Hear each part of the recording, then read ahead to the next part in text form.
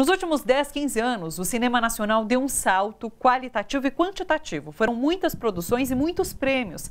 Mas a mais recente crise na Agência Nacional do Cinema, Ancine, ameaça a produção nacional. Neuza Beatriz, a gente corre o risco de voltar àqueles tempos de governo Collor, em que eram produzidos, em média, 2 filmes por ano? Eles acreditam que há esse risco?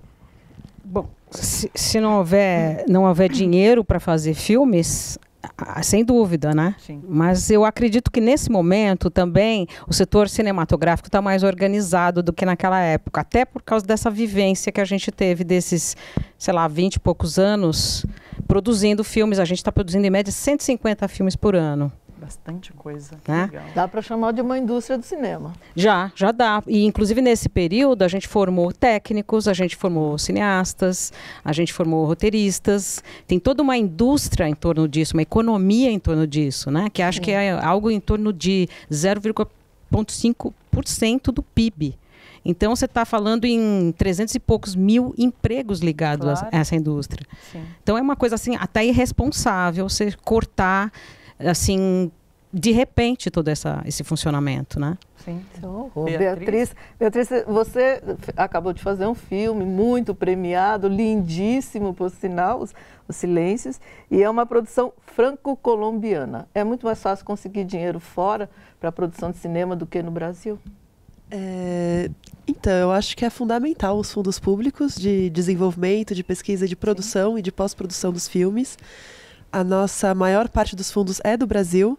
Ele contou com o incentivo do Fundo Ibermédia, que é um fundo latino-americano, né, que de todos os países latino-americanos, que me possibilitou durante 7 anos pesquisar e desenvolver o roteiro desse filme, viajar, ir para a fronteira, enfim, fazer uma extensa pesquisa mesmo, e um trabalho bem profundo mesmo de roteiro.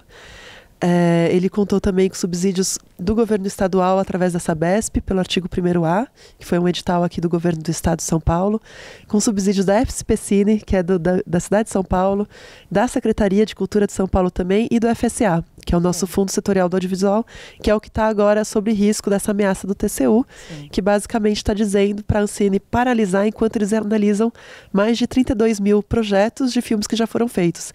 Eles querem analisar fisicamente cada nota fiscal, cada comprovante de despesa que foram feitos em 32 mil projetos. Você imagina o tempo que vai levar isso. O tempo de paralisação é muito grande. Anos, a gente está falando aí de décadas de paralisação até eles averiguarem tudo isso, né?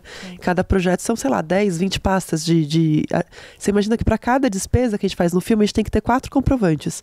O contrato com a pessoa que a gente está contratando, a nota fiscal relativa a esse contrato, né, que a pessoa emite para a gente poder fazer o pagamento, o comprovante de transferência para essa conta da nota fiscal, mais o extrato bancário, porque são contas públicas abertas pela Ancine, que ela tem total transparência e ela pode visualizar em tempo real, se ela quiser, como está sendo usados os recursos. Então, para qualquer água que a gente compra para um set, para alugar uma casa de uma locação, para pagar um cachê de um ator, de um figurante, o catering, né, de alimentação, qualquer coisa, a gente precisa de pelo menos 4 comprovantes.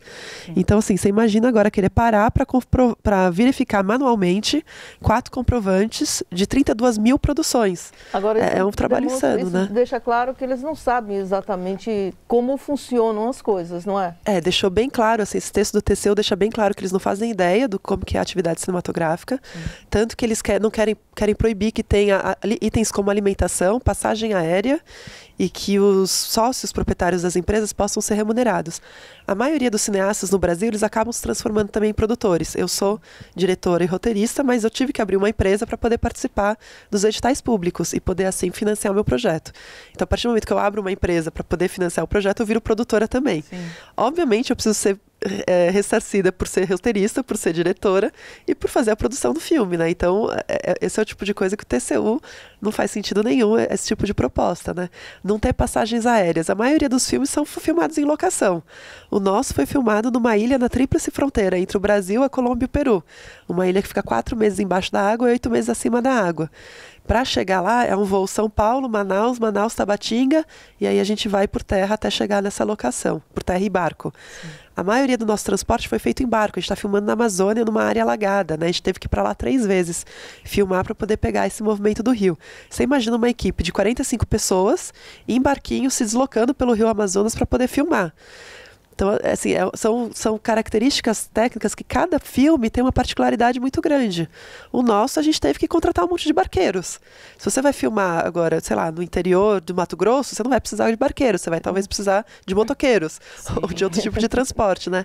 Então, cada projeto é muito único a maneira como ele é produzido. Claro. Neuza, a gente está vendo um ataque à cultura em várias frentes, e agora essa decisão sobre a Ancine. Você vê, de alguma forma, um ataque de viés ideológico nessa decisão? Com certeza, porque o setor cultural foi um setor que se opôs muito ao Bolsonaro, Sim. né? Desde sempre. Sim. Né? Não só no cinema, na música, enfim, teatro. E claro que esse ataque, assim, virulento, sem critério, né? Porque, claro, a gente espera que o TCU, sendo um órgão de fiscalização, ele atue em cima de uma irregularidade concreta. Claro. Claro, se ele chegar, examinar um projeto e falar, olha, aqui está errado, ok. Pontual, né? Mas, por favor, tenham provas e não convicções, né? Sim. Porque a gente já está com muito problema por causa dessa tese, né? Claro. No país. Então, o cinema pode acabar por uma coisa totalmente irresponsável. Agora, Neuzinha, você falou logo na abertura que hoje a indústria do cinema, a gente pode chamar de indústria do cinema brasileira, já é mais sólida. Você acha que é possível resistir de alguma maneira a esse tipo de atitude? Convencer o TCU de que a metodologia deles está equivocada? Eu acho que a gente tem que... Eu acho que sim. Eu acredito que as empresas... Existem muitas empresas independentes, como a Beatriz mesmo está falando aqui. Eu acho que elas têm que atuar, sim, junto aos órgãos jurídicos, pelo menos, tentar ter uma conversa técnica com essas pessoas para poder interromper esse processo. Está sendo feito isso, está sendo feito reuniões nos sindicatos, que é sindicato da indústria audiovisual, sindicato dos técnicos, todos os sindicatos estão se unindo, as empresas também, nas associações de cineastas, de produtores, de técnicos, de atores, tem muitas associações, né, que formam parte dessa indústria, estão se articulando e já fizeram reuniões com a Ancine, estão sendo feitas essas reuniões, mas acho que existe também uma necessidade da opinião pública entender o que está acontecendo. Sim. A gente recebeu uma pergunta do Pedro Veloso. Ele fala assim, será que vamos ter censura nos filmes que não forem de agrado do governo? Se vocês veem alguma forma de censura à produção cinematográfica? Então, a maioria dos governos totalitários, eles intimidam a produção de conhecimento, né? Não é só no cinema, nas ciências também estão intimidando e tal, através desses processos burocráticos, através de um monte de processos que abrem contra as pessoas. Por exemplo, o Kleber, que fez o protesto em Cannes em 2016. Sim. Kleber Mendonça Filho, né? Que denunciou o golpe lá. Ótimo. Mal chegou aqui, premiadíssimo, reconhecido no mundo inteiro como um dos maiores cineastas contemporâneos do planeta, né? Naquele ano ele estava concorrendo à Palma de Ouro em Cannes com Aquários, né? Sim. Quando ele fez esse protesto ali na escadaria, né? Então, como vingança, eles botaram uma investigação no filme anterior dele, na prestação de conta, uma coisa completamente dizendo absurda. Que ele não poderia ter captado tanto recurso como ele captou. E ele tem, assim, todas as provas, tem e-mail da Ancine, tem tudo documentado de que foi feita a captação, tudo dentro daquilo que foi, das regras. Mas não adianta, eles abrem o processo para você ficar aí 10 anos respondendo ao processo, tentam te difamar na opinião pública, aí vai lá, MBL, não sei o que, ficar compartilhando notícias falsas sobre isso. Então eles só querem criar factoide. A opinião pública é levada a crer que o cineasta chega lá, eu quero 10 milhões, me dá aí, e você sai com a mala na hora. Que você não faz nenhum projeto, né, não responde um edital, não segue todas essas etapas para prestação de contas. Sim. A opinião pública tem sido desinformada, assim. Mas quando se fala em Lei Rouanet, as pessoas vendem a imagem de que você... olha, eu vou usar Lei Rouanet, abre o seu cofre, aí me dá o dinheiro. Imagina, é um trabalho enorme. É renúncia fiscal, né? Uma coisa convencer uma empresa diferente. a te dar o imposto dela, que ela vai gastar de marketing, em vez de gastar num marketing X, gastar num produto cultural ou de esporte. Também não é só cultural, pode ser cultural, social ou do esporte, né? Então, para a empresa é ótimo poder utilizar, porque é uma verba que ela pagaria de qualquer maneira de imposto, e ao invés disso ela faz uma promoção cultural, do qual os funcionários da empresa se beneficiam, porque têm acesso a isso, os clientes e a população em geral, né? Então, a gente vai continuar nessa discussão da Lei Rouanet no segundo bloco. Exatamente. A gente trouxe a Beatriz aqui porque ela está lançando um filme. Vamos ver o teaser do filme. Não posso crer, minha, que vocês estão vivos.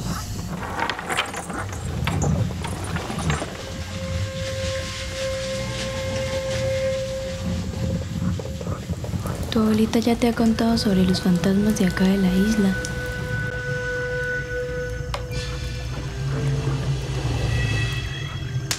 Hay muchos. y tienes que tener cuidado.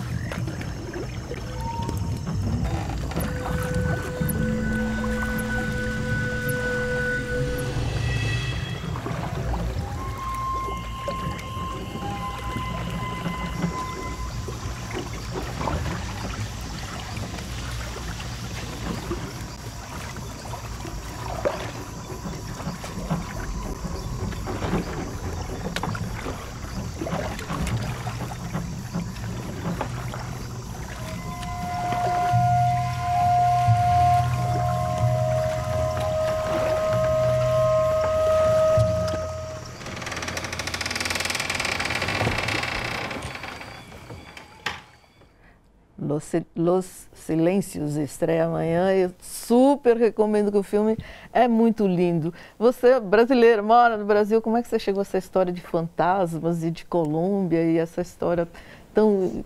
pega a gente de uma maneira... Você fala até... Eu vi uma entrevista sua que você falava dessa intenção do governo Bolsonaro, por exemplo, dessa ligação direta do Brasil com os Estados Unidos, Brasil com Israel, como nós temos muito mais a ver com a América Latina, não é?